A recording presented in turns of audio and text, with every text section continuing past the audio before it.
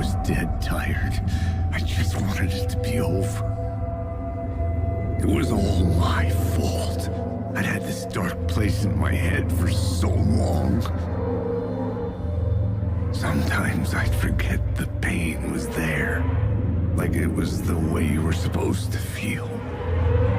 I was not in a dark place. I was the dark place. The source of it all. The vessel. Me and the writer. We were the same. This place kept pushing me under, getting into my head, poisoning me with darkness. I had to find a way to escape before it was too late. Too late again. Something about the station platform felt significant. It would work in my writing, but I needed more. Something lingered here. A half-forgotten memory. An echo.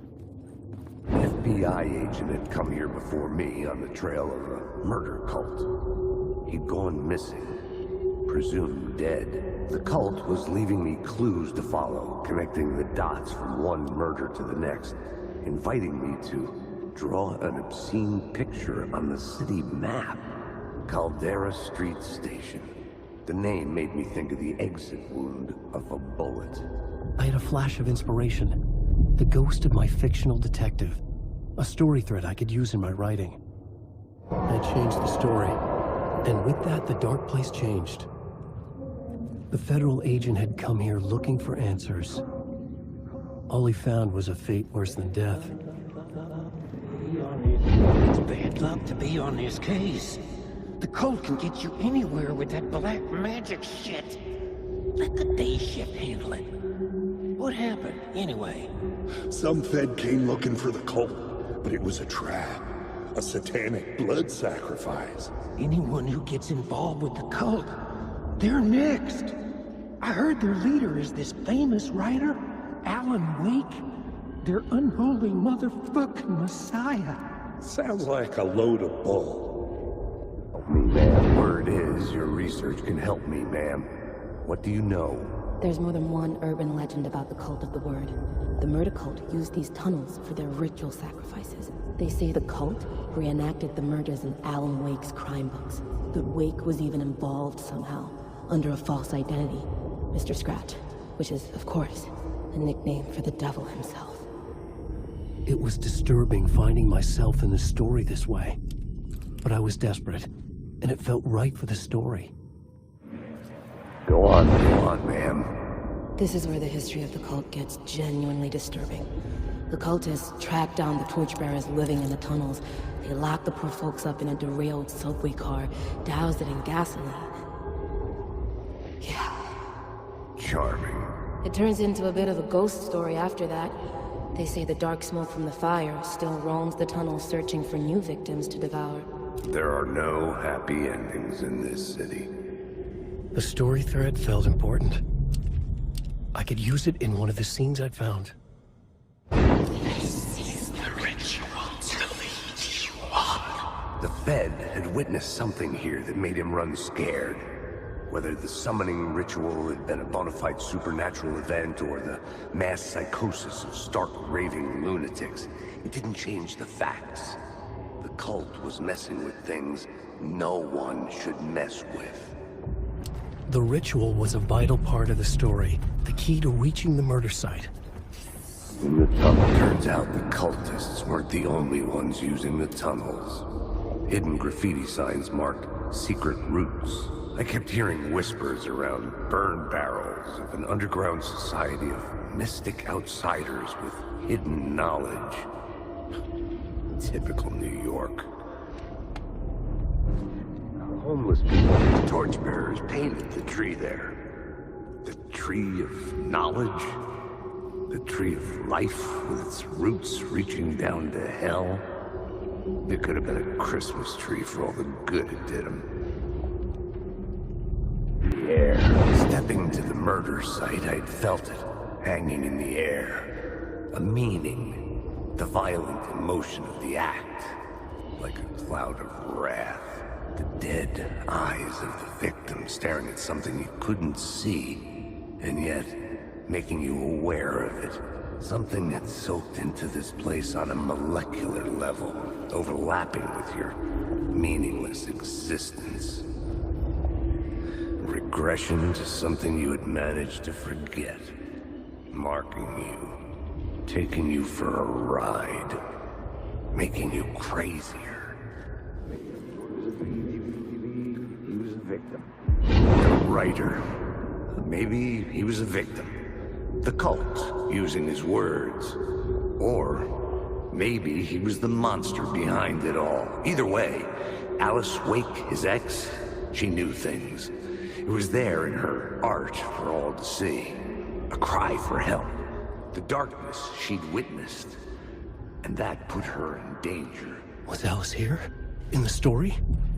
There was another murder site in the hotel. To guide me further toward my escape, I had to write my way to it. An idea nagged at me. I could almost reach it. Whispers from the police radio kept me awake at night. The word through the ether. A murder in the backdrop of a play featuring a murder cult. How meta can you get? He said, looking knowingly at the camera. I could sense the cult of the word in this, and their leader, Mr. Scratch. Rumored to be Alan Wake, the writer who'd gone missing years before. The hotel was a perfect setting for a Casey story. I would start at the entrance lobby. The entrance hall set the mood, where everyone had come in. The victim, the murderer, the detective. An idea, clear as a vision, waited for me here. You were the director of this play? Yeah, that's me. Our performance of the cult was cursed from the pre-show ritual on. The cult is an immersive theatrical experience. You're gonna have to walk me through what that means. Immersive theater. A play where the audience can participate, spread across this hotel. The cult is a legend. The only written copy of the manuscript lost, the play is passed on as oral tradition between theater companies. Each company only performs it once. The play was said to have special power. You were like kids playing with a Ouija board. And when you call for the devil, he will come. The pre-show ritual. That's it. Set it up. Start from the beginning. Another vision. Another Ritual to lead you on. Why set up a play in a hotel? Why this hotel? Because the rent is cheap? No. The ocean view was perfect for this. It's said to be haunted. Dark stories about murder, death, suicide. Supposedly, an actual cult once performed an unspeakable ritual to summon something in the ballroom. Did we summon the same thing? Tapped into something horrifying? It seemed like it was part of the play, but it wasn't. Does that sound crazy? You don't want to ask me about crazy, kid. A haunted hotel. Yes. That's a trope for a reason. Nice set you got here. What was the scene in this room? Well, this is what we call the writer's room. In the play, it's where the devil rewrites reality whilst God is asleep. The devil was our star role. I got a big-time celebrity to play him, and he was method acting the role to perfection. He never broke character, always wore the cult mask. His name was scratched out on the posters. And who was this mystery celebrity? Let me guess. Alan Wake? I wish I could tell you, but turns out there were masks upon masks. Whoever he really was, shit got weird when he was around. Some of the crew joked that we'd actually hired the devil to play himself. Mr. Scratch as the devil. He was born to play the role. I had to agree with Casey on that. I felt the presence of a new idea here. The devil in the hotel. Mr. Scratch, if that's who the actor playing the devil was, had stayed in the hotel. Asking around at reception got me a room number. 666. He had requested that room, specifically. The devil had a sense of humor. Or he really didn't. It was funny either way. According to the director, the actor hadn't mingled with the rest of the cast. He had only come out for the play. And always in character. Scratch had been there. I could sense his presence lingering in the room. I was about to have another killer idea.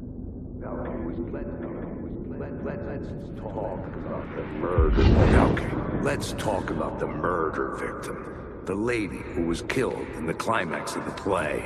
The leading lady. Oh, it was an honor to get to work with her. A grand dame for sure. She went back a long time. Kept insisting she had seen the long-lost original script of the play.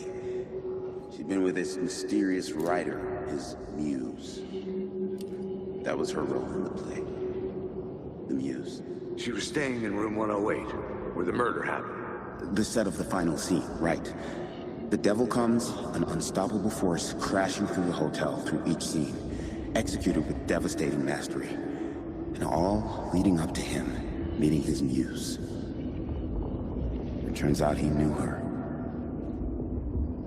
He had only joined the play to get to her. To murder her. My writing was affecting reality. Enough of that freaking gumshoe dick. I've had enough of that freaking gumshoe dick asking too many freaking questions. Not letting us proper police take care of it. This is our chance to make the powers that be happy. We'll be set for life. Part of the inner circle. Well, amen to that, partner. I like it. And so will the fraternity, the club, the word. Our dear friends with many names. The way I see it, it was a lone nut job. A junkie out of his mind on some fancy new designer drug. Open and shut case. All we gotta do now is dump the evidence from room 108 in the usual place in the alley. Parliament Tower was here, again. Zane said the manuscript of return was the key to escaping. I had to get it before Scratch did. Had I chosen to pursue the cult, or had they chosen me for some unknowable purpose? To be a demon, to sort the clues based on my interpretation, to change that which I observed. It was all a play. Shadows on the wall of the cave, an echo of the true events that happened somewhere else. Was I there to watch the shadows, or was I a shadow too? In a performance set up for someone else. To get to Parliament Tower, I needed to find a murder site. Zane would know where to find one. Inside this messy maze of blood trails I was chasing the cult through, I ran into the filmmaker, Thomas Zane, an esoteric bohemian with a hard-on for acts of cruelty performed in the name of occult nonsense. A director wants to control every aspect of the world in their films. Is the cult leader any different? Was Zane just another alias for Scratch? There was a rumor that Wake and Zane had been working on something together. I was going to get the truth out of Zane with whatever means necessary. The cinema lobby was a gateway to other realities on the silver screen. I could set a scene here. Lifetime. I felt like I'd been on this case looking for the cult of the word for a lifetime or more. The only case I'd ever been on. They would surface from the dark with their depraved acts of violence and fade back into the night, leaving behind bloody crime scenes and clues heavy with obscure meanings that led nowhere. Arriving at the cinema, I felt a monumental, terrifying revelation trembling before me. ready to open its jaws and swallow me whole. This place had significance to the cult. There was something to use there. It would do you a lot of good to talk, buddy. It was an initiation ceremony. Or so we made our new members believe. 2 of New York's finest. They had performed endless favors to earn their place among us. We had something special waiting for them. And something very special for you, Alex Casey. Who's your leader?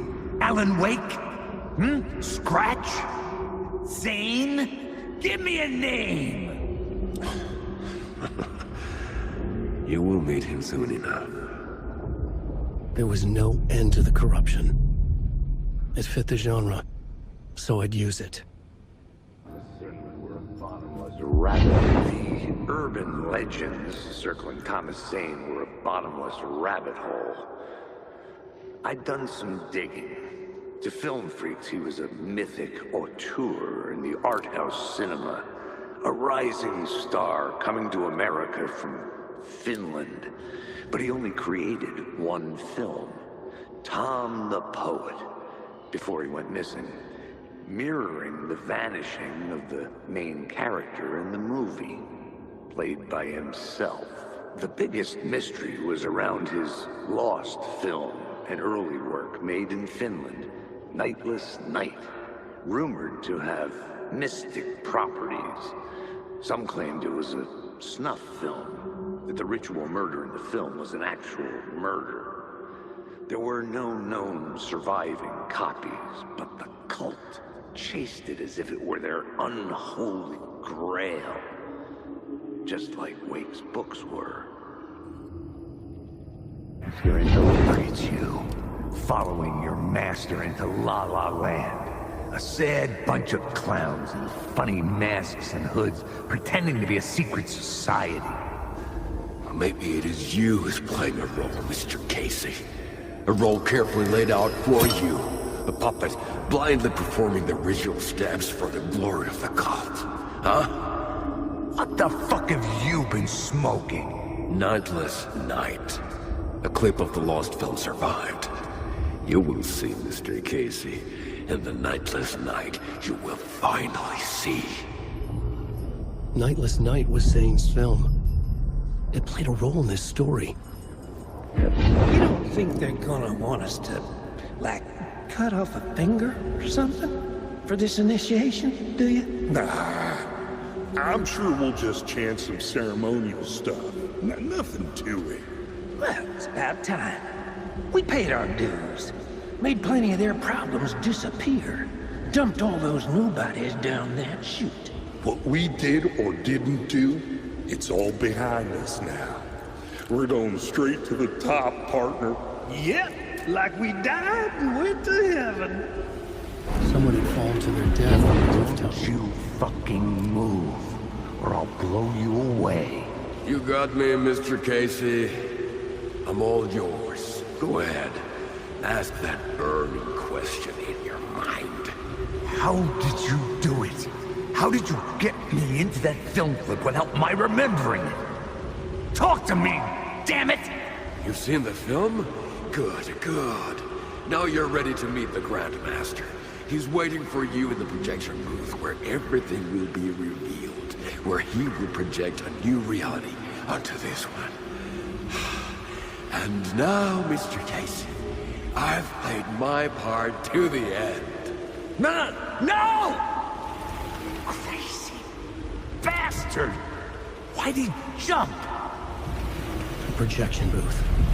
Was that where I'd find the murder site? Come, Alex Casey. You've done well. You've played your role perfectly. Everything out of your mouth is a damn lie. The only place any of this makes any sense is in your psychotic brain. As a fictional character in a story, you've fulfilled your purpose. You brought the writer of the story here. You can go now, Casey. No, I'm not going anywhere before I get some answers. How was I in that movie? Why does all this feel so familiar? What? Who the fuck are you? Who the fuck am I? No! And welcome to you, Alan Wake. What the hell? This is the ritual to lead you on. We're just one step away from your final destination, Mr. Wake. But first, here's an unanswered mystery for you. If Casey was fictional, and you assumed his role as a detective, are you now fictional too? Whose story are you living, Mr. Wake? The visions are getting under my skin, coming too close for comfort. Not a separate layer, but mingling with my own reality in the dark place. Or more. There wasn't enough alcohol in this city to drown the memories of this nightmare. But I'd damn well try. This case would never be closed. I had more questions now than at the start. The irony of being trapped in a postmodern detective story. I felt watched. The eyes of some unseen audience on me. I wanted to turn to the hidden camera and tell them to fuck off. But I didn't know where to look to break the fourth wall. There would always be another case for Casey. A million stories in this dark city. The night opened up to welcome me. I walked into her arms. Roll credits. Something kept me going. A broken man. No hope, no prospects, no love. Too stubborn to die. Like a cockroach with a misguided sense of honor and justice in a city where there can never be justice. They say God made us in his image. Just like us, he is an uncaring, cruel son of a bitch. Having made it in heaven, he doesn't want us there, dirtying up all that nice white upholstery. And he doesn't want to reach down to help us. He gets his kicks just binge-watching us struggling, hurting, killing, dying, screwing it up again and again. Lazily stirring it up when things threaten to get too placid. This city is only here to satisfy his sick, voyeuristic pleasure. The city was a monster, poised to tear into you the second you let your guard down. You thought you had it tamed, that you knew what the hell you were doing. Your last mistake, unless you got lucky. And you didn't deserve to get lucky. You blinked at the wrong time, let your mind wander, and the fire escape that was meant to be your getaway route was gone, was never there at all. You'd gotten turned around somewhere along the way. The city was coming to finish you off, and there was nowhere left to run.